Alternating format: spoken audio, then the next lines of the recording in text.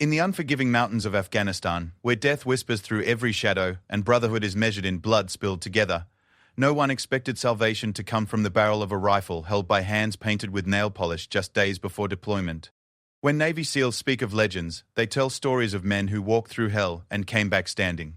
But sometimes, the greatest legends are born when someone refuses to leave a fallen brother behind, even when that someone was never supposed to be there in the first place.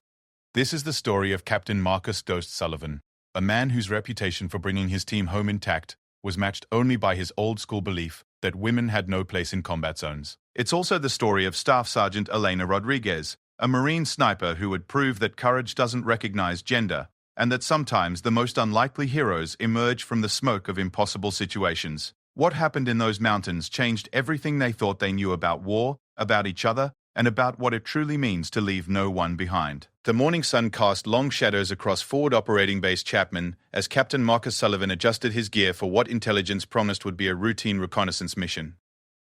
At 34, Sullivan had earned his nickname Ghost through 12 years of operations where he seemed to vanish into hostile territory and return with intelligence that saved American lives.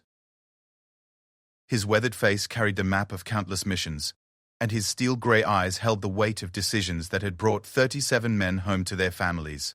Sullivan's team gathered around him in the briefing room, their faces familiar as his own reflection.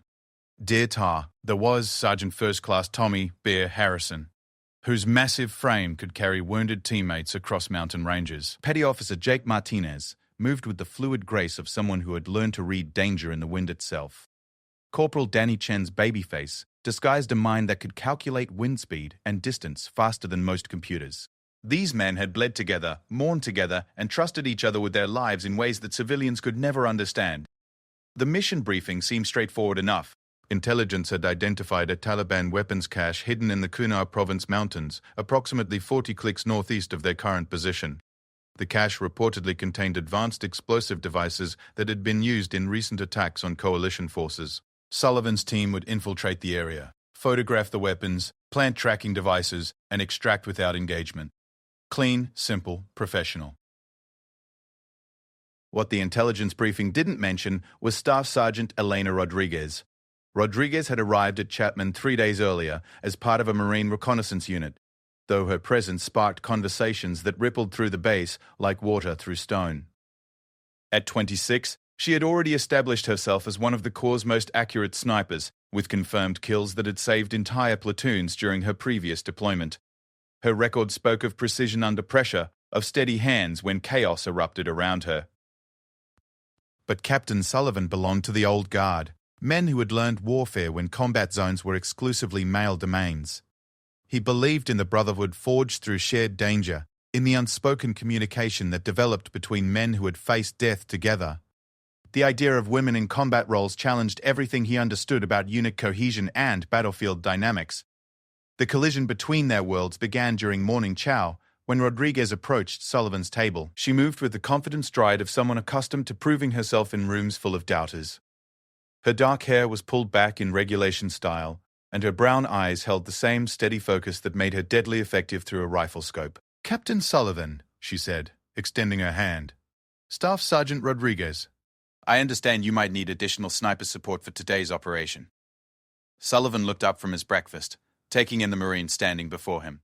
Rodriguez was smaller than his team members, probably 5'6" and maybe 130 soaking wet, but her grip was firm, and her gaze didn't waver under his scrutiny. "Marine, I appreciate the offer, but my team operates with personnel I've trained with for years. We know each other's movements, breathing patterns, even heartbeats. That kind of synchronization keeps us alive." Rodriguez didn't retreat. "Sir, with respect, I've reviewed your mission parameters. The terrain includes multiple Overwatch positions that could benefit from additional sniper coverage. My presence wouldn't interfere with your team's operations, but could provide security you might not have otherwise." Around them, the mess hall continued its normal rhythm, but Sullivan could feel other eyes watching this exchange. Word traveled fast on military bases, especially when it involved women pushing boundaries that many considered sacred. "Sergeant, what's your longest confirmed kill?" Sullivan asked, his tone neutral but testing. 1047 meters, sir. Taliban commander who was coordinating mortar attacks on a medical evacuation in Helmand province. One shot, clean kill, no follow-up required." Bear Harrison whistled low under his breath. Even he, with his years of experience, respected those numbers, but Sullivan remained unmoved. Impressive shooting, Marine. But today's mission requires more than marksmanship. It requires absolute trust between team members. Trust that develops over months and years, not conversations over breakfast. Rodriguez nodded, understanding the dismissal but not accepting defeat. I understand your position, Captain.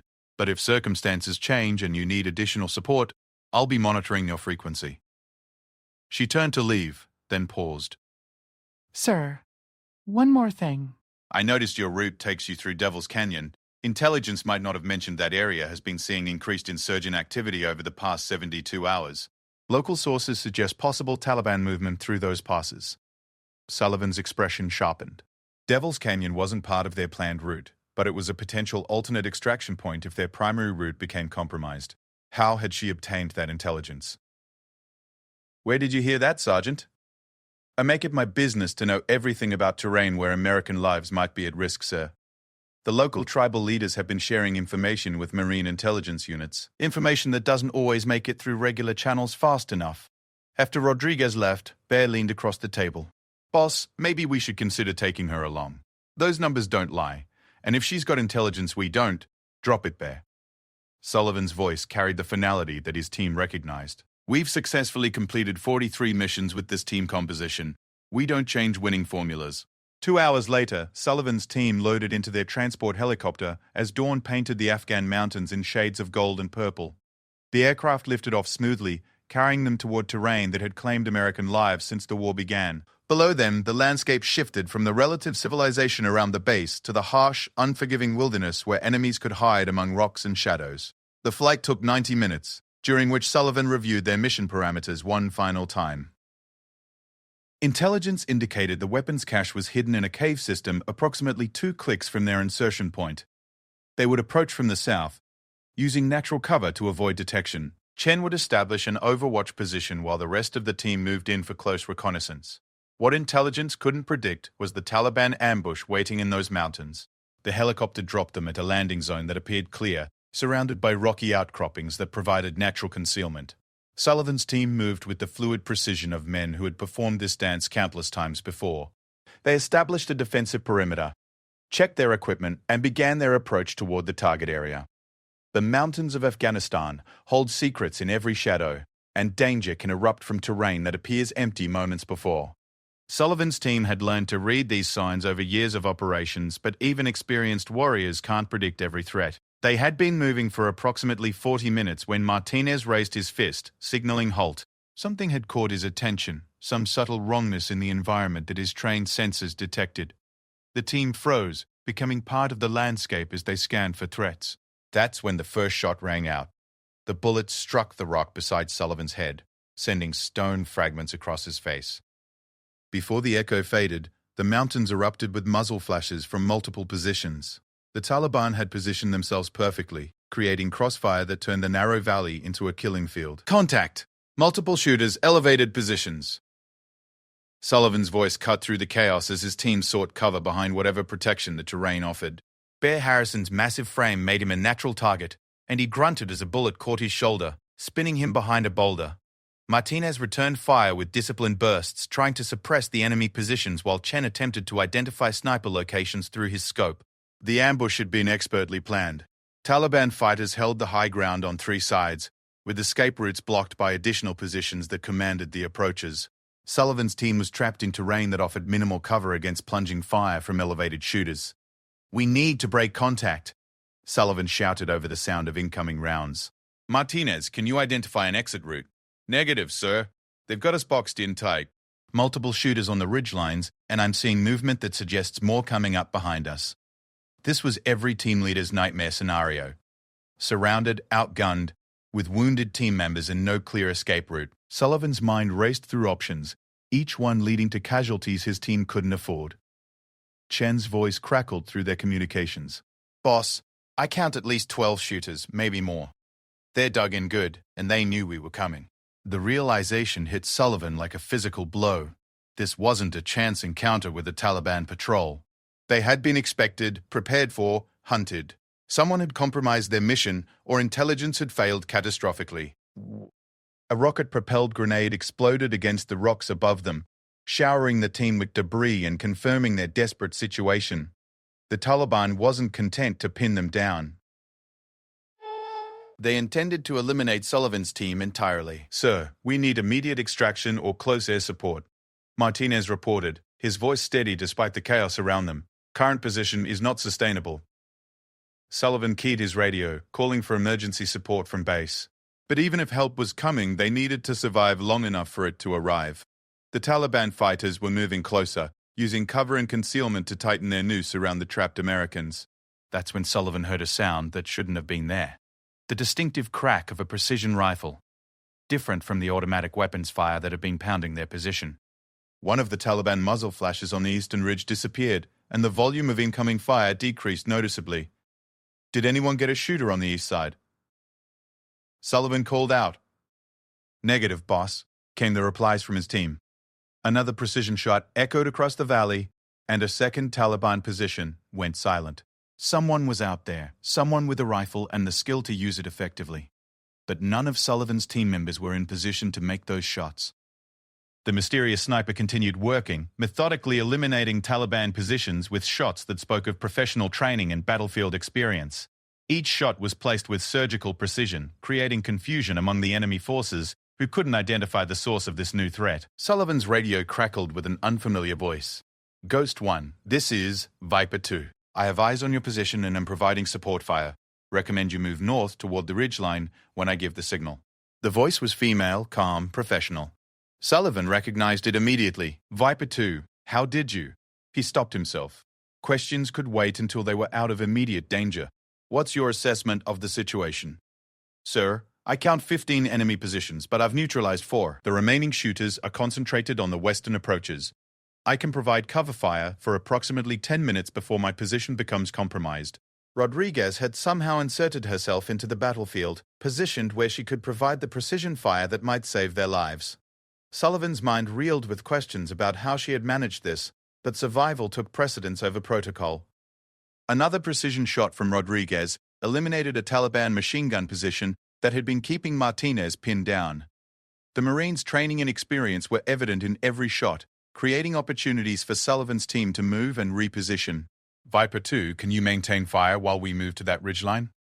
"Affirmative, Ghost 1. Moving in 30 seconds on my mark." "Mark." Sullivan's team moved with desperate efficiency, using the cover provided by Rodriguez's sniper fire, to bound from position to position toward better terrain. Bear Harrison, despite his shoulder wound, kept pace with the others as they fought their way out of the trap.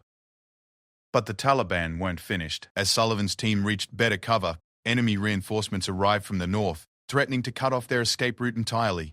The situation remained desperate, with American lives hanging in the balance and an unknown number of enemy fighters converging on their position. The mountains of Afghanistan had claimed many American warriors over the years. Today would test whether experience, training, and an unexpected ally would be enough to prevent Sullivan's team from becoming another casualty statistic. As the sun climbed higher, casting harsh shadows across the battlefield, the real fight was just beginning. Sullivan looked toward the ridge where Rodriguez must be positioned, wondering if the Marine sniper who had defied his orders might be the key to getting his men home alive. The echo of her rifle spoke again across the valley, and another Taliban position went silent. Whatever happened next, Sullivan knew this mission had already changed everything he thought he understood about combat, courage, and the warriors who stood ready to bleed for their brothers and sisters in arms. The ridgeline provided better cover, but Sullivan knew their tactical situation remained critical. Taliban fighters were repositioning throughout the valley, and the enemy's numerical advantage meant they could sustain casualties while maintaining pressure on the American team. Rodriguez's sniper fire had bought them precious time and space, but the battle was far from over.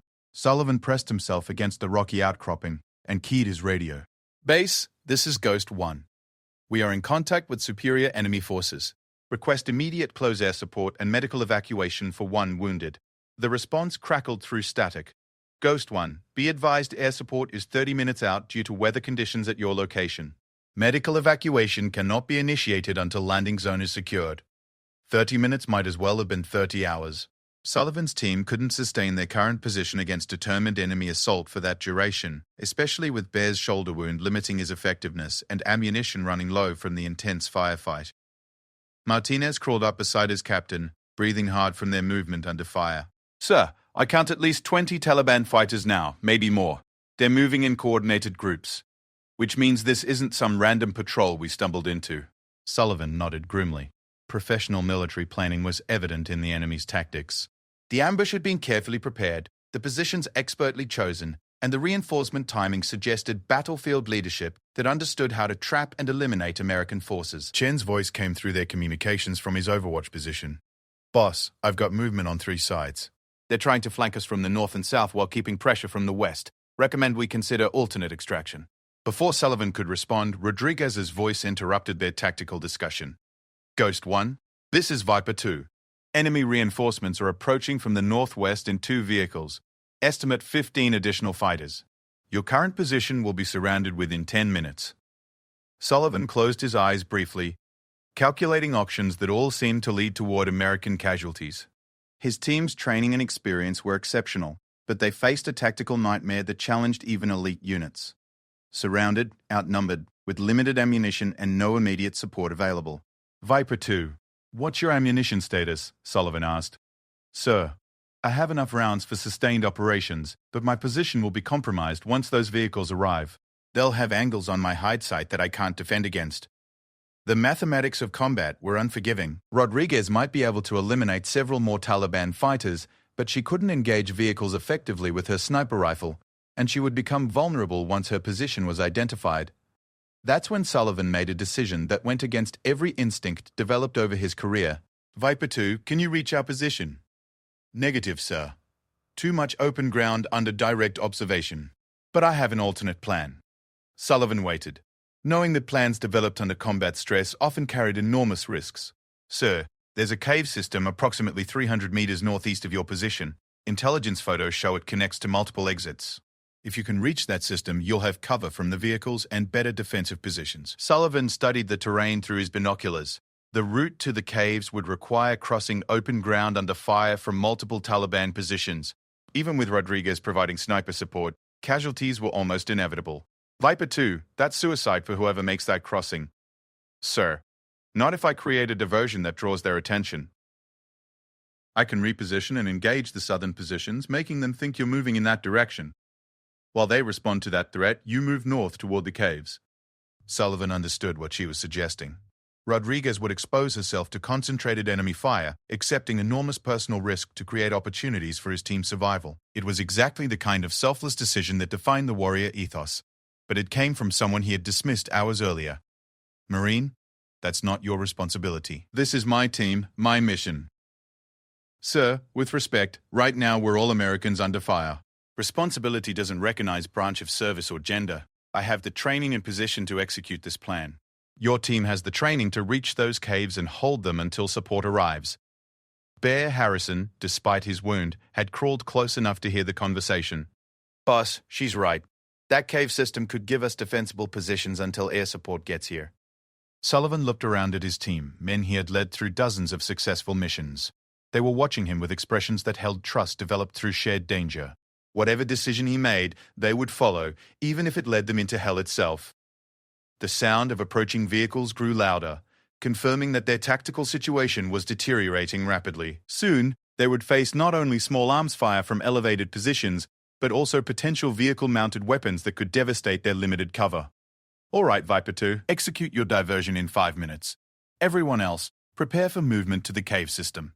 We go fast, we go hard, and we don't stop until we reach cover. Sullivan's team began preparing for what would essentially be a desperate sprint across open ground while under fire from multiple directions.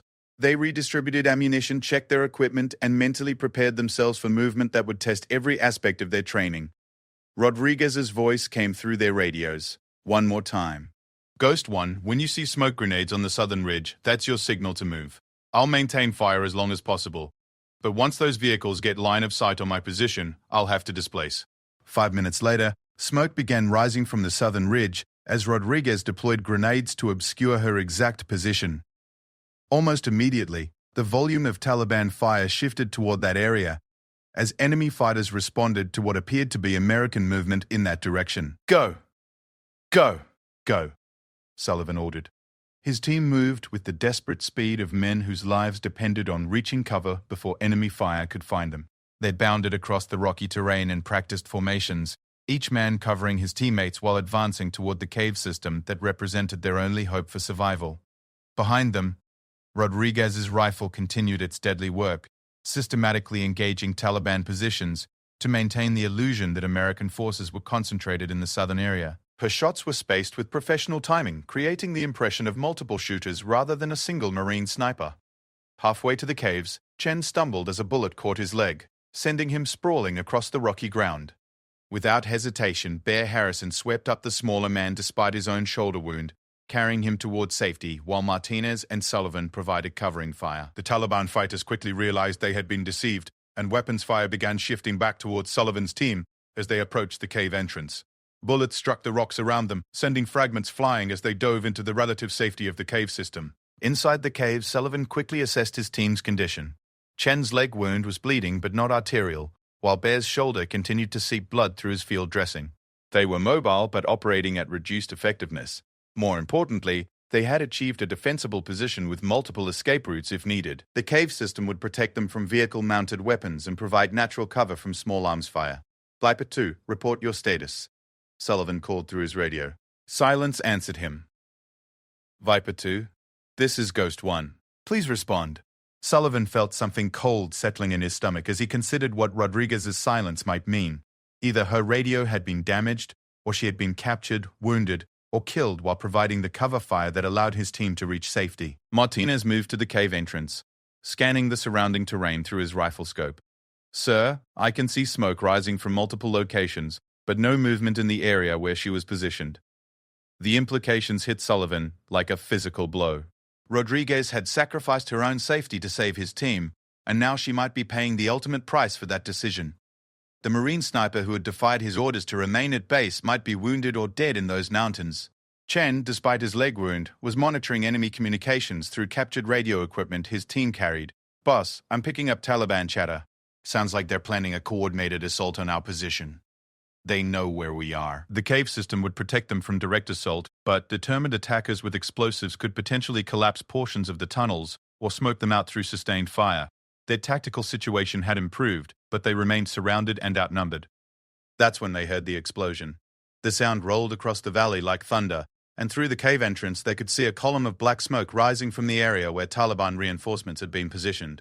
The explosion was followed by secondary detonations that suggested an ammunition depot or vehicle fuel tanks had been ignited.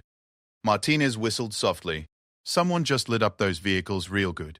Sullivan keyed his radio again. Viper 2, if you're receiving this transmission, please respond. This time, Rodriguez's voice came through the static, but it sounded strained and breathless. Ghost 1, this is Viper 2. I'm mobile but taking fire from multiple positions. Managed to eliminate the vehicles with their own explosives, but my position is compromised. Relief flooded through Sullivan, but it was tempered by the realization that Rodriguez was alone in hostile territory, being hunted by enemy fighters who now understood the threat she represented. Viper 2, what's your current position and status? Sir, I'm approximately 500 meters southwest of your location. Moving through rocky terrain, multiple Taliban fighters are pursuing, and I've got limited ammunition remaining. Sullivan looked around at his wounded team members, then at the cave entrance where Taliban fighters would eventually mount their assault. Every instinct told him to maintain their defensive position and wait for air support. But those same instincts had been developed during missions where he hadn't had to consider the life of a Marine sniper who had risked everything to save his team. Boss, Bear Harrison said quietly, we can't leave her out there. Martinez nodded agreement. She saved our lives. Now it's our turn. Chen, despite his leg wound, was checking his equipment. I can still shoot, sir. Might not be able to run, but I can cover your movement. Sullivan realized he was facing a decision that would define not just this mission, but his understanding of leadership, loyalty, and the bonds that connect warriors in combat. Rodriguez had proved herself through action rather than words, and now she needed the same support she had provided his team. The sound of distant gunfire confirmed that Rodriguez was still engaged with enemy forces, fighting for her life in terrain where a single mistake could prove fatal. Time was running out for all of them, but especially for the Marine sniper who had inserted herself into their mission and their lives. Sullivan made his decision with the same certainty that had carried him through 12 years of successful operations. Chen, you maintain this position and coordinate with incoming air support. Bear, Martinez, we're going to get our Marine. As they prepared to leave the relative safety of the caves, Sullivan keyed his radio one more time. Viper 2, help is coming. Hold your position if possible. We're moving to your location. Rodriguez's response came through bursts of static and distant gunfire. Ghost 1, negative. Do not compromise your position for me. Wait for air support. But Sullivan was already moving toward the cave entrance, followed by his team members, who had decided that some things mattered more than tactical doctrine or personal safety. In the mountains of Afghanistan, they were about to discover what it truly meant to leave no one behind, regardless of the uniform they wore or the risks involved in bringing them home. Sullivan emerged from the cave with Martinez and Bear, leaving Chen to coordinate air support and defend their fallback position. The afternoon sun painted the Afghan mountains in harsh light and deep shadows, terrain where death could be hiding behind every rock formation. They moved with the practiced efficiency of men who had learned to read danger in the landscape itself. The sound of gunfire guided them toward Rodriguez's last known position, each shot telling them she was still alive, but probably running low on ammunition. Taliban fighters were converging on her location from multiple directions, their voices carrying across the valley as they coordinated their pursuit of the American sniper who had disrupted their carefully planned ambush. Martinez took point, his experience in mountain warfare evident in how he selected their route through terrain that offered concealment while maintaining speed toward the firefight. Behind him, Bear Harrison pushed through the pain of his shoulder wound, driven by the same code that had brought countless warriors home over the decades of American military operations. They had covered approximately 300 meters when they encountered their first Taliban patrol, 3 fighters moving through a narrow draw, weapons ready, searching for the American team they believed was trapped in the cave system. Martinez signaled for halt, and Sullivan's team prepared to engage with the silent efficiency of professionals who understood that noise would bring additional enemy forces. The engagement lasted less than 30 seconds. Martinez eliminated the lead fighter with a precise shot that dropped him instantly. Bear took the second target despite his wounded shoulder, while Sullivan accounted for the third Taliban fighter before any of them could raise an alarm. They searched the bodies quickly, taking additional ammunition and confirming that these were experienced fighters, not local militia. The sound of Rodriguez's rifle continued sporadically, but Sullivan could hear the spacing between shots increasing. Either she was conserving ammunition or her tactical situation was deteriorating rapidly. Either possibility meant they needed to reach her before Taliban numbers overwhelmed her position. They moved through terrain that seemed designed for ambushes, every ridgeline and boulder field offering concealment for enemy fighters. Sullivan's team had to balance speed against security, knowing that Rodriguez's survival might depend on how quickly they could reach her, but also understanding that they couldn't help her if they walked into another trap. The radio crackled with Chen's voice from their cave position. Ghost 1, I have Taliban forces moving toward your location from the east. Estimate 6 fighters armed with automatic weapons. Sullivan acknowledged the warning and adjusted their route to avoid contact with the new threat. They were moving through a complex tactical environment where enemy forces outnumbered them significantly, but their training and experience allowed them to navigate dangers that would have destroyed less prepared units. That's when they heard Rodriguez scream. The sound cut through the mountain air like a knife, carrying pain and fury in equal measure. It was followed by increased automatic weapons fire and shouts in Pashto that suggested Taliban fighters had finally located her position. Sullivan abandoned stealth for speed, leading his team in a desperate sprint toward the sounds of combat. They bounded over rocky terrain that threatened to break ankles or tear equipment, driven by the knowledge that every second might mean the difference between finding Rodriguez alive or recovering her body. They crested a ridgeline and saw the tactical situation below them. Rodriguez was positioned behind a fallen log at the bottom of a narrow valley, surrounded by Taliban fighters who were closing in from 3 directions. Her rifle was still active, but Sullivan could see she was wounded, blood visible on her left arm as she worked her bolt-action rifle with mechanical precision. The Taliban fighters were using cover and movement to tighten their noose around her position, professional tactics that suggested battlefield experience and leadership. They knew they had cornered a dangerous enemy, and they were taking no chances in eliminating her. Sullivan counted at least 8 Taliban fighters, all armed with automatic weapons and positioned to support each other's movements. Rodriguez might be able to eliminate 1 or 2 more targets, but the mathematics of combat were against her, surviving the coordinated assault that was clearly being prepared. Martinez, Can you get an angle on the eastern positions? Sullivan whispered. Roger, sir. Give me 30 seconds to get into position. Bear Harrison was already sighting through his rifle scope, identifying targets among the Taliban fighters who were preparing their final assault. Despite his wounded shoulder, his hands remained steady as he calculated range and wind factors. Boss, that Marine's been hit, but she's still fighting. Tough as nails. Sullivan could see what Bear meant. Rodriguez's left arm was clearly damaged, but she continued to operate her rifle with her right hand while using her wounded arm to stabilize her shooting position. Her shots were still precise, still deadly, still buying precious seconds of survival against overwhelming odds. The Taliban fighters began their final assault with covering fire from multiple positions, while others moved closer to Rodriguez's position. Their tactics were sound, their execution professional, and their objective clear. They intended to eliminate the American sniper who had killed their comrades and disrupted their carefully planned ambush. That's when Sullivan's team opened fire. Martinez's first shot eliminated a Taliban fighter who was advancing on Rodriguez's left flank. Bear's rifle accounted for a machine gunner who had been providing covering fire from an elevated position. Sullivan himself engaged targets of opportunity, adding his firepower to the desperate equation of combat. The Taliban fighters suddenly found themselves caught between two American positions, their planned assault disrupted by accurate fire from unexpected directions. Several fighters immediately shifted their attention to Sullivan's team, recognizing the new threat to their tactical situation. Rodriguez used the momentary confusion to eliminate another Taliban fighter with a shot that required extraordinary skill given her wounded condition. But Sullivan could see she was weakening, blood loss and exhaustion taking their toll on her ability to maintain effective resistance. Covering fire! We're moving to her position, Sullivan ordered. His team provided suppressive fire, while Sullivan bounded down the slope toward Rodriguez's position, exposing himself to enemy fire in order to reach the wounded Marine.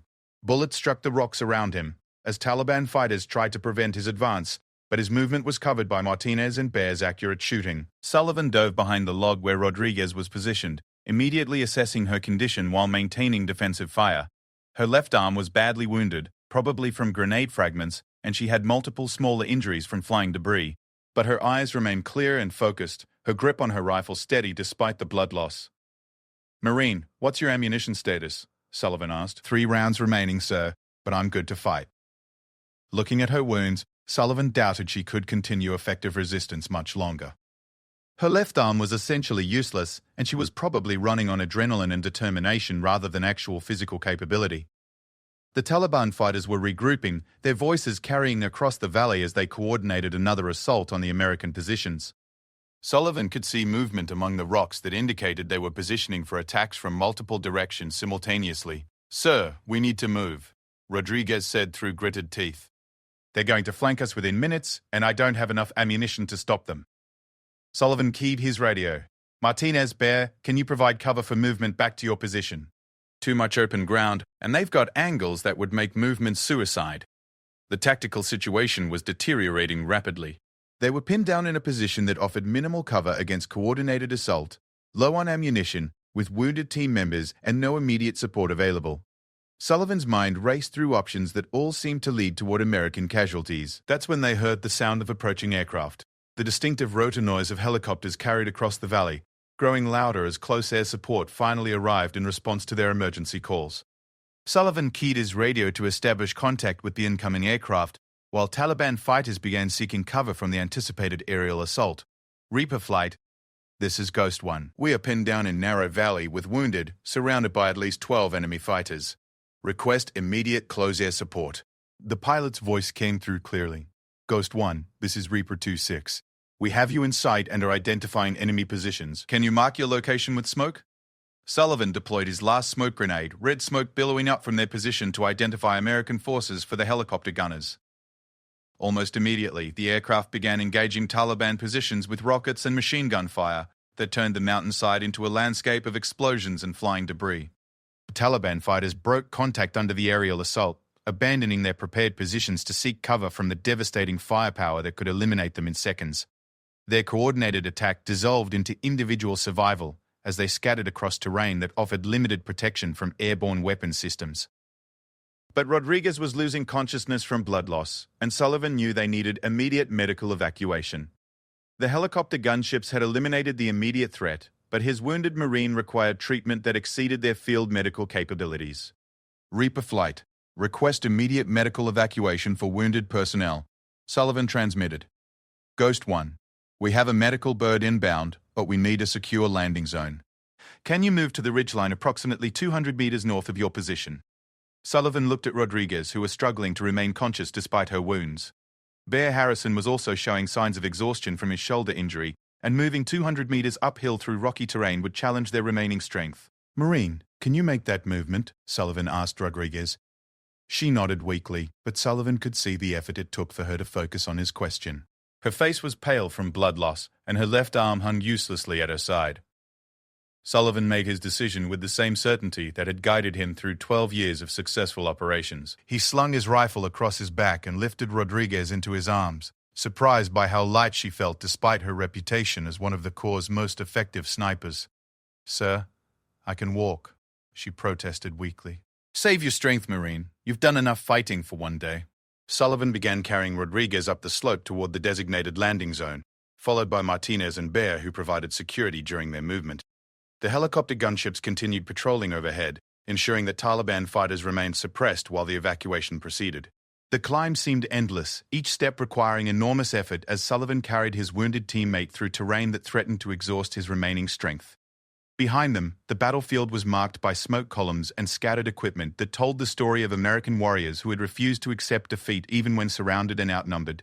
Rodriguez drifted in and out of consciousness during the climb, but when she was alert, her eyes held the same steady focus that made her deadly effective through a rifle scope. She had proved herself in the most demanding test possible, earning respect through action rather than words. When they finally reached the landing zone, Sullivan gently placed Rodriguez on the rocky ground and began preparing her for medical evacuation. The incoming helicopter was already visible, approaching fast with medical personnel ready to provide the treatment she needed to survive her wounds. As the medical helicopter touched down, Sullivan found himself thinking about everything that had happened since morning. His team had survived an expertly planned Taliban ambush through the intervention of a Marine sniper he had initially dismissed. Rodriguez had risked her life repeatedly to save his men, proving that courage recognized no boundaries of gender or service branch. The medical personnel quickly loaded Rodriguez onto their aircraft, establishing intravenous lines and monitoring her vital signs during preparation for evacuation. Before they could close the helicopter doors, she managed to catch Sullivan's attention one final time. "Captain," she said weakly, "your men are good soldiers. They were worth the risk." Sullivan nodded, understanding that her words carried weight beyond their tactical situation. In the mountains of Afghanistan, surrounded by enemies who wanted to kill them all, they had discovered that brotherhood could transcend the boundaries that separated them during peacetime. As the medical helicopter lifted off, carrying Rodriguez toward the treatment that would save her life, Sullivan looked around at his remaining team members. Bear Harrison, despite his wound, Martinez with his steady professionalism, and Chen, who had maintained their defensive positions while coordinating support. They had all been changed by the events of this mission. Sullivan had learned that his assumptions about women in combat were less important than recognizing courage wherever it appeared.